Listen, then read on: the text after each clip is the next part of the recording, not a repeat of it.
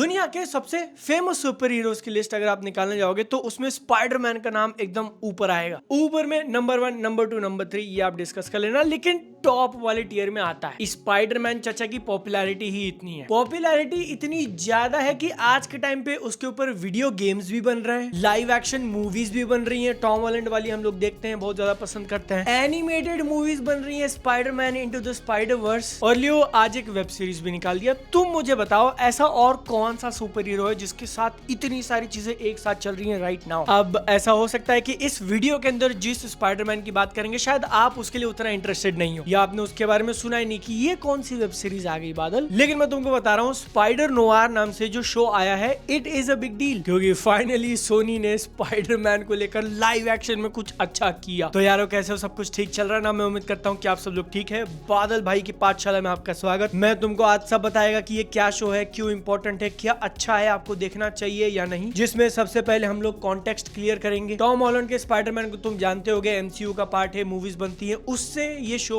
Related नहीं है, कोई भी लिंक नहीं, एकदम जीरो, नील बट्टे सन्नाटा। सोनी पिक्चर्स ने जो अपना एक सिनेमैटिक यूनिवर्स बनाने की कोशिश करी स्पाइडरमैन के विलन्स के ऊपर, venom, Morbius, Madame Web, Kraven the Hunter, मेरे को नाम एक के बाद एक याद है, उनसे भी इसका कोई लेना देना नहीं है। जीरो, नील बट्टे सन्नाटा। एक बहुत अच्छा काम जो उन्होंने स्पाइडरमैन के साथ किया है ना, उसकी एनिमेटेड मूवीज बनाकर स्पाइडर-वर्स इनटू द नहीं, नाम मैंने थोड़ा गलत बोल दिया, Spiderman into the spider-verse, Spiderman across the spider-verse. बहुत कमाल की मूवीज, प्योर आर्ट इनको कंसीडर किया जाएगा, उससे रिलेटेड है ये। इन एनिमेटेड मूवीज के अंदर अलग अलग यूनिवर्स के स्पाइडरमैन दिखाए जाते हैं। इंडिया का भी एक दिखाया गया था, उन्हीं में से ब्लैक एंड व्हाइट वाला वर्जन हम लोग देखते हैं, स्पाइडर नोवार, उसके ऊपर ये वेब सीरीज बनी है। लेकिन एडिटर ने आप लोगों को अब तक फुटेज दिखा दिया होगा, तो क्लियर है कि ये एक लाइव एक्शन शो है। स्पाइडर-वर्स की मूवीज दोनों एनिमेटेड थी, स्पाइडर नोवार में रियल इंसान है। ठीक है ना मित्र, आपको बेसिक सा सेटअप समझ में आ गया, कहां पर ये शो प्लेस किया गया है। क्या आपको इसके लिए ऑलरेडी कुछ देखना जरूरी है? नहीं, बट आप अगर वो एनिमेटेड मूवीज देख लोगे तो अच्छा रहेगा, नहीं देखोगे तो भी चल जाएगा, क्योंकि स्पाइडरमैन की जो एक ओरिजिन स्टोरी है ना, वो इस वेब सीरीज के अंदर पूरी पूरी दिखाई है। बेचारा एक टीनेजर है, पढ़ाई कर रहा है, लव लाइफ को हैंडल करने की कोशिश कर रहा है। काश धोखेबाज मेरी जेन के पीछे भी उतना ही दिमाग लगाता जितना टेक्नोलॉजी में लगाता है, क्योंकि स्पाइडरमैन एक स्मार्ट कैरेक्टर है, पढ़ाई में बिल्कुल तेज और क्लियर। वैसे ही आप भी क्लियर हो सकते हो मिराई स्कूल ऑफ टेक्नोलॉजी से, जो एक new age higher education programme है, क्योंकि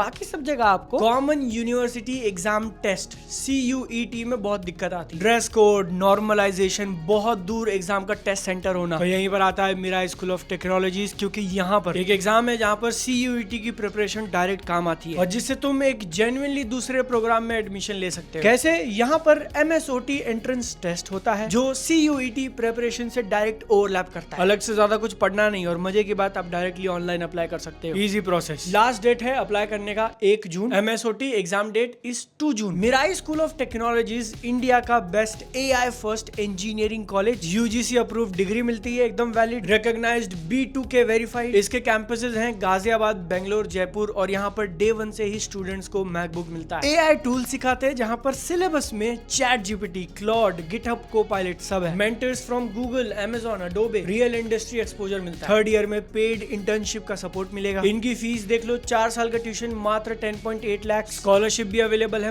मेरिट पे अप टू 100%, फीमेल स्टूडेंट्स कोड हर up to 25%, need based up to 25%, armed forces की फैमिली है तो अप टू 20%। और सबसे इंपॉर्टेंट बात, CSE सीट्स ऑलमोस्ट फुल हो चुकी हैं, इनका लास्ट डेट है 1 जून। सीरियसली लिमिटेड, तो जाओ जल्दी जाकर ज्वाइन करो, लिंक डिस्क्रिप्शन में है। 8 एपिसोड की ये जो वेब सीरीज आई है, 50 मिनट का रन टाइम, उसके बारे में अच्छा क्या लगा मुझे ये बताता हूँ। सबसे पहली बात कि ये पूरा प्रोजेक्ट ग्रीन लीट हुआ, उन्होंने एक्चुअली ये बनाकर दिखा दिया भाई, एंड उसमें भी इस स्पाइडरमैन की जो एक अच्छी पहचान एस्टेब्लिश हुई थी ब्लैक एंड व्हाइट वाली, उसको लेके कमिट कर गए। Amazon प्राइम वीडियो के ऊपर अगर आप इसको जाके प्ले करोगे तो 2 ऑप्शंस देखने मिलेंगे, या तो आप इसको कलर में देखो जैसा नॉर्मल शोज होते हैं, या फिर प्योर ब्लैक एंड व्हाइट, पूरी दुनिया, पूरे कैरेक्टर, सारे सीन्स एकदम सफेद और काले। आपने कौन सा देखा है डेफिनेटली बताना। मैंने तो चेकआउट किया भाई ब्लैक एंड व्हाइट वर्जन जो इसके ऊपर दिखा है, आहा भैया, जब शो का नाम ही स्पाइडर नुआर है और आप उसको कलरफुल में देख रहे हो, क्या जस्टिस मिलेगा? क्योंकि इन्होंने ब्लैक एंड व्हाइट में इतना सही एस्थेटिक बनाया ना, इतना सही लाइटिंग का यूज किया है। डीप ब्लैक्स, टोटल कॉन्ट्रास्ट की तरफ गए वो लोग, हार्ड लाइट्स, हार्श शैडोज, फिर पॉज करके देखा, मजा आ गया। इसका एक और बेनिफिट क्या निकल गया है पता है? कलर में अगर तुम स्विच करते हो ना, तो वही सेम एग्जैक्ट सीन्स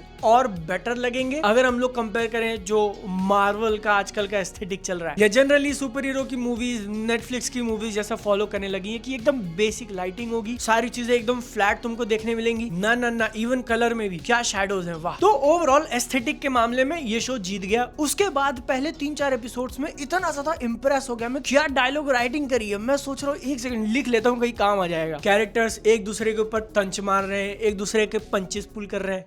ये मतलब एक्शन वैसा नहीं होता, बट तुम समझ जाओ। इसकी पेसिंग काफी अच्छी चल रही है, एकदम फटाफट हम लोग एक सीन से दूसरे सीन मूव कर रहे हैं। जनरली ऐसे कुछ सीन्स आए थे जहां पर कैरेक्टर ने बोल के निकल गया, देन मैं सोच रहा हूँ कि अरे भाई यार क्या बात बोल दी तूने, बहुत बढ़िया, दिल जीत लिया। एक्टर्स के परफॉर्मेंस भी इसके काफी पॉजिटिव वाले एस्पेक्ट में रखूंगा। निकोलस केज, मुझे और एक्स्ट्रा तारीफ करने की जरूरत नहीं है, बट इसके अंदर एक काफी डिस्टिंक्ट स्पाइडरमैन, जो कि वैसे तो हो जाना चाहिए था क्योंकि ये पता नहीं 30-40 साल का है। एस्थेटिक अलग, दुनिया अलग, किसी भी तरीके से टॉम हॉलैंड या फिर एनिमेटेड वाले से कंफ्यूज नहीं करोगे। बट फिर भी बेन राइली जो उसका नॉर्मल इंसानों वाला कैरेक्टर है वो काफी शाइन कर गया। आई विश कि स्पाइडरमैन और ज्यादा दिखाया होता सूट के अंदर एक्शन मारा मारी करते हुए, बट आई फील कि मे बी उनके पास बजट लिमिटेड हो, इतना ज्यादा कमिट नहीं करना चाहते, क्योंकि जो एस्थेटिक ये लोग लेके चल रहे हैं पूरा 1960s न्यूयॉर्क, और हाँ स्पाइडरमैन के ऊपर आप लोग बना रहे हो तो डेफिनेटली लोग इसको देखेंगे, लेकिन फिर भी एक कंस्ट्रेंट होता है। सीजन 1 है, चलेगा नहीं चलेगा, हर किसी की किस्मत रिंग्स ऑफ पावर जैसी थोड़ी है भैया। लेकिन अब ladies and gentleman, I think time आ चुका है इसके नेगेटिव्स की बात करने की। और ऐसे तो कुछ बहुत बड़ा नेगेटिव नहीं है कि डील ब्रेकर भाई शो खराब है मत देखो, लेकिन मैं जब तारीफ कर रहा था तो तुमने अगर ध्यान से सुना, मैंने पहले इसके 3-4 एपिसोड की काफी तारीफ करी, उसके डायलॉग्स, उसका पूरा फील, उसका मोमेंटम बहुत बढ़िया। जब पूरे के पूरे 8 एपिसोड देखकर खत्म किया ना, तो मैं सोच रहा हूँ कि शो